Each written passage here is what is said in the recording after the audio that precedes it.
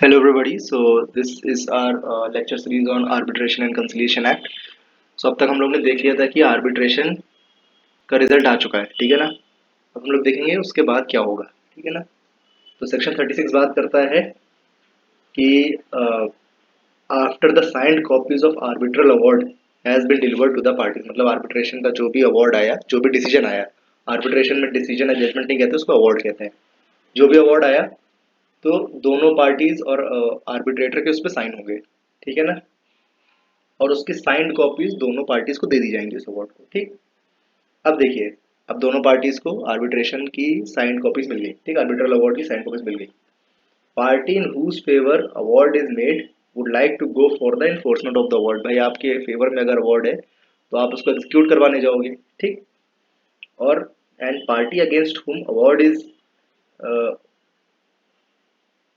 जिसके अगेंस्ट में अवार्ड पास हुआ है, what he would like to do is he would like to initiate a proceeding for to set aside that arbitral award, ठीक। तो जो setting aside of arbitral award जिस party के against में होगा वो हाई कोर्ट में फाइल करेगा एप्लीकेशन, वो सेक्शन 34 के अंडर में फाइल होती है, ठीक। The enforcement of arbitration award according to section 36 is to be done in the same manner as if it were a decree of court according to CPC, ठीक है ना। जैसे सीपीसी का इन्फोर्समेंट, सीपीसी में किसी भी जजमेंट का enforcement के प्रोविजंस दिए हुए हैं, उसी तरीके से आर्बिट्रल अवार्ड का भी इन्फोर्समेंट होगा। Where application to set aside award is made under section 34, it doesn't automatically mean that the enforcement would not be proceeded with. देखिए यहाँ पे दो प्रोसीडिंग एक साथ चलेगी, इन्फोर्समेंट वाली प्रोसीडिंग अपने आप चला रहा है और इधर स्टे वाली प्रोसीडिंग अंडर सेक्शन 34 अलग अलग चला रहा है। अगर आपने स्टे वाली प्रोसीडिंग एप्लीकेशन स्टार्ट कर दी है, that does not automatically stop the proceeding of the execution of arbitral award, ये सेक्शन 36 कहता है, ठीक। If order for a party to set aside the arbitral award is to be obtained, then firstly he has to file an application under section 34। अगर setting आपको set aside करना है तो you have to file an application। remember this is an application, not a petition or nothing else, it is an application, ठीक है ना।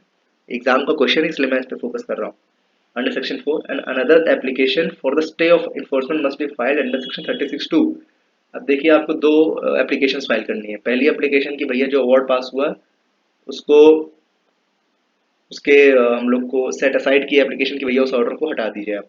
दूसरी application file करनी पड़ेगी कि जो एनफोर्समेंट चल रहा है उसको रोका जाए, वो सेक्शन 36(2) में फाइल करी जाएगी। तो दो बहुत इंपॉर्टेंट डिटेल्ड, बहुत दो इंपॉर्टेंट पॉइंट्स मैंने आपको बताए, ठीक है।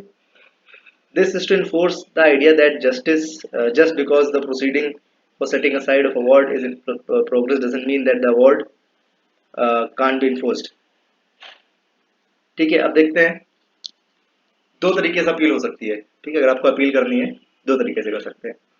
आपकी जो भी फाइनेंशियल वैल्यू थी आर्बिट्रेशन में घुसने के पहले, लेट्स से कि अगर आपका 2 करोड़ का मसला था, ठीक है, तो सॉरी 2 करोड़ का मसला, तो आप देखेंगे कि आपका चीफ जुडिशियल मजिस्ट्रेट के यहाँ आप उसी हिसाब से आप उस कोर्ट में फाइल करेंगे। जैसे मान लीजिए 2 करोड़ का मसला है और आप देख रहे हैं कि डीजे को, डिस्ट्रिक्ट जज जो होता है, वो 2 करोड़ या उसके ऊपर के मॉनेटरी वैल्यू के जो मैटर्स होते हैं वो देखते हैं, ठीक। तो आप क्या करेंगे, डीजे क्या आपका चल रहा है, तो आप इस आर्बिट्रेशन की जो अपील है वो हाई कोर्ट में करेंगे, और हाई कोर्ट भी अगर सेटिस्फाइड नहीं करता है तो आप सुप्रीम कोर्ट जाएंगे, ठीक है ना। लेकिन अगर आपका सीजेएम क्या, चीफ जुडिशियल मजिस्ट्रेट क्या चल रहा है, तो आपकी पहली अपील होगी डिस्ट्रिक्ट जज क्या, दूसरी अपील होगी हाई कोर्ट में, ठीक है। हाई कोर्ट भी आपका एनफोर्समेंट नहीं रोक रहा है या आर्बिट्रेशन अवार्ड सेटिस्फाइड नहीं कर रहा है, तो आप सुप्रीम कोर्ट में भी यहाँ से जा सकते हैं, ठीक। अब देखिए सेक्शन 34 क्या बात करता है, सेक्शन 37 क्या बात करता है। Section 37 says not every order is appealable by this act, ठीक। ओनली सर्टेन ऑर्डर्स में be appealable which are made, ठीक है। इसमें कह रहा है कि सारे ऑर्डर ही, आर्बिट्रेशन में जितने भी ऑर्डर्स पास होते हैं सारे ही आप अपील नहीं, आप अपील इसकी नहीं कर सकते, ठीक। अब देखिए कौन कौन से ऑर्डर सेट आप अपील कर सकते हैं। अंडर सेक्शन 8 पे जो ऑर्डर पास होता है उसका रिफ्यूजल अगर हो जाता है, रिफ्यूजल अंडर सेक्शन 8 वो आप चैलेंज कर सकते हो। ग्रांट अंडर सेक्शन 9 इसको आप चैलेंज कर सकते हो, और सेटिंग असाइड और refusing to set aside under arbitral award under section 34 इसको आप चैलेंज कर सकते हो, मतलब इन तीनों केसेस में आप अपील में जा सकते हो। अब सुनिए, an appeal from arbitral award can be challenge under section 34 only. Appeal for order passed by arbitrary tribunal under section 16(2) and 16(3) where plea has been accepted, and also uh, grant or refusal under section 17.